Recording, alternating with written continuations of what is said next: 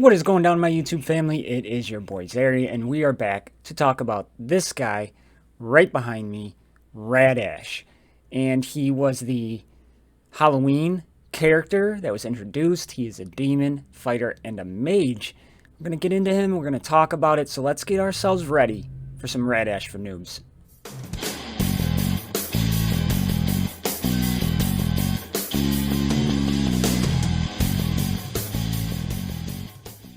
Just like we always do, we're going to start with the stats, and we're going to break it down. Radash's speed is 148, comes at 20th in the game.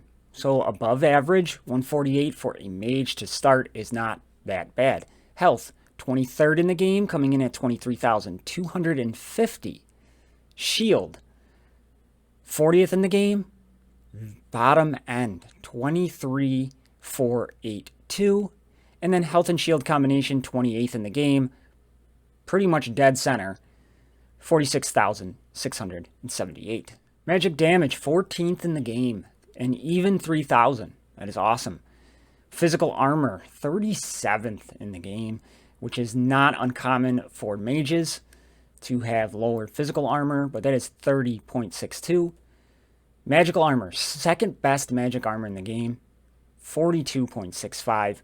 Crit chance, 51st in the game, 19.79. So what a brutal crit chance, under 20%, so we'll have to keep that in mind. Potency, 62nd in the game with 7. Fingers crossed he doesn't need that. Tenacity, 33rd in the game, 30. Again, tied for 10th, I could say. But yeah, it's average. 30-32, like I said when I did the Thanisa video, 30 to 32 is average for tenacity. So what are some stat takeaways here? Damage. His damage is solid and already at 3,000. Speed, pretty solid, above average on speed. His shield is low. When it comes to his shield, that's a negative. And obviously his potency. I could have put crit chance on here. I could put his magic armor as a plus as well, but I didn't want to make it too long, I guess. But you know, main takeaways: damage, speed, and his magic armor. Main negatives: shield, potency, and crit chance. So now we're back over into the game, and we're going to take a look at his move kit. We got to keep in mind what we learned from his stats, and we're going to go from there. Blistering Cold, basic ability, 260 magic damage to an enemy, has a 75% chance to inflict slow and burning for 2 turns. So what we got to take into effect is we see magic damage. Then we see 75% chance to inflict slow and burn. So we got the double potency tenacity check of 7. So potency, yuck. Second ability, Ice Fire, deals 250 magic damage to all enemies. So we have an AoE. We're seeing magic damage. If the target is inflicted by slow, it inflicts burning for 2 turns. So hang on, time out. Let's go back to the first ability. What I forgot to mention is slow and burn for 2 turns. Each one of those is going to take the potency tenacity check, right? So each one is going to roll once to see if it's applied, and then if it wins that roll, it's going to roll again to see if it gets past the potency tenacity check. So slow gets one of those, and burning gets one of those. So on his second ability here, if they have slow, it's going to put burning on. So even if you already had burning, it's going to put another stack. So just that's how that works, if you were wondering. Third ability, Trick and Treat, removes all debuffs and applies them to random enemies for the same duration. Heals himself by 200% of his magic damage, and Radash and Shadar recover 40% of their turn meter. Okay, we're seeing synergy with Shadar, and we're going to have to keep that in mind when we go forward. And he removes all debuffs from himself, just himself. So if you have no debuffs, all you're going to do is heal yourself. And sometimes you're going to have to. He is squishy, so you're going to have to. But Just keep that in mind, is it's only yourself, it's not the team, it's not like a mass cleanse. Passive ability, heat absorption. Gains 5% lifesteal and 3 speed for each slow enemy.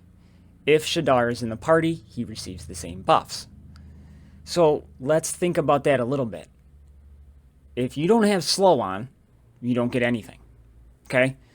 It's the easiest way to think about it. So potency is going to be key for this guy. It's going to be big. But putting characters possibly that have slow, like one that pops to my mind is Freezard, has slow on his basic, and he's a mage, could work. But then again, you kind of lose some synergy. So it's a hit or miss. But that is his passive ability, heat absorption. So when I look at his move kit takeaways, what do we have here? We have damage, potency, and he heals himself. All right, the damage, everything relies on damage that this guy does, not surprising. He's got really good damage to start with. Potency blows, flat out is just awful, and we need that. A lot of caveats in his move kit based on potency, and he heals himself. The other thing I could put up here is that he cleanses himself. So that is something to keep in mind. So here we go for runes, and I put damage or speed for the 4 set, and I would strongly consider you to go damage. Because when I explain this character a little bit later, speed isn't going to be as important as him doing as much damage as possible. For the second one, now his survivability sucks. He dies a lot. But he has so many caveats for that potency, I had to put potency there. So my suggestion is damage and potency. Rune secondaries. Damage, speed, just like always, crit chance, potency, and then health and shield. We need that survivability. You need survivability with this guy. He's very, very squishy. So damage, speed, crit chance, potency, health and shield. So we're back in the game, and I have him fully runed. I went with damage and potency. Now you could go damage, critical chance if you really wanted to, but his multipliers for critical chance just suck so bad. So keep that in mind. But starting with the Northern Rune, obviously we have damage. I have more damage, health, speed, and crit chance. Pretty happy with that rune for him. Speed in the primary, health, armor, damage, potency. Armor, speed, damage, health, and potency. I went with crit chance here because 7%. I want him to crit as much as possible. Now the multipliers do suck, but you could go damage here to increase his damage, but we have a little tenacity, speed, shield, and damage. And here, health, shield, same thing. Just whatever you can get the better second stats on. I got damage of 43, 7 speed, armor, and some potency. And then I went potency here. Speed with a whole bunch of survivability. So that is how I did it. And remember, I have the Gear 11 Plus pieces on here. So when we look at the stats, we brought up his magic armor, or magic damage, by 720.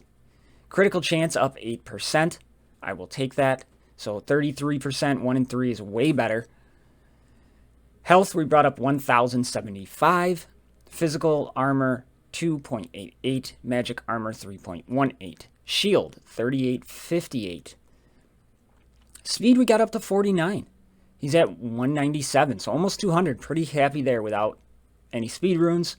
Potency, 42.34%. That's big. And then tenacity, 2.66.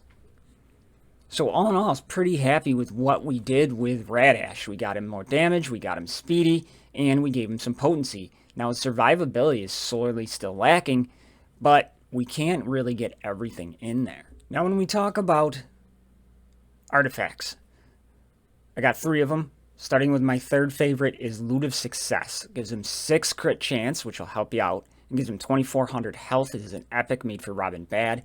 Landing a critical hit increases crit damage by 2.5%, 4 times per battle. So you're looking at 6% extra crit damage. So not crazy, but could definitely help since he does kind of heal himself off the damage done. If it's a crit, that could help you out. So I went with Loot of Success, the epic version, for number 3. Number 2 is Dragon Seeker, made for Snorri. It is another epic. Damage by 6%, so that is 180 extra damage. His health, 2400 to health, and landing a critical hit restores shield equal to 6% of the damage dealt. Increasing his survivability definitely could be used for him without question. I think it's good. You're hitting the health, you're hitting the survivability, and then you're landing critical hits, which is still low, but then you could be restoring the shield when you do. That's why I like Dragon Seeker as my number 2 option. Then for my first option, Desert Vigilance. It's actually a rare made for Sergeant Pigwald. Damage of 180, so you're getting 6% extra damage. We already learned that. Shield, 2400, increasing survivability. Then at the start of battle, increases max health and max shield by 2.4%. That is pretty big. That is really, really nice because he struggles with survivability. So you're looking at like right around, I know it's not much, but it's like 600, 500 range right in there, extra onto his health and shield. Something's better than nothing, but you're getting the damage, you're getting more health, and that is just base stats. You haven't taken into account your runes. So adding that survivability, and it's guaranteed to happen, really makes a big difference for him. So we went over his stats, we went over his move kit, we went over his runes, we got the artifacts out of the way. So why the hell do I have Shadar behind me? I have Shadar behind me because Radash really, really needs Shadar to be successful. And I've tried him in like the mage comp with like a Soleus lead, Cruel, Freezard, put him as the 3rd mage in there, and it just didn't work out. He needs Shadar. And one of the reasons he needs Shadar is for his leadership. Increases potency of all allied mages by 20%. So we were at like 50-something%, 60%. We get another 20% on there. That's huge. Then all allied demons have an 80% chance to apply slow for 1 turn when inflicting a debuff to an enemy.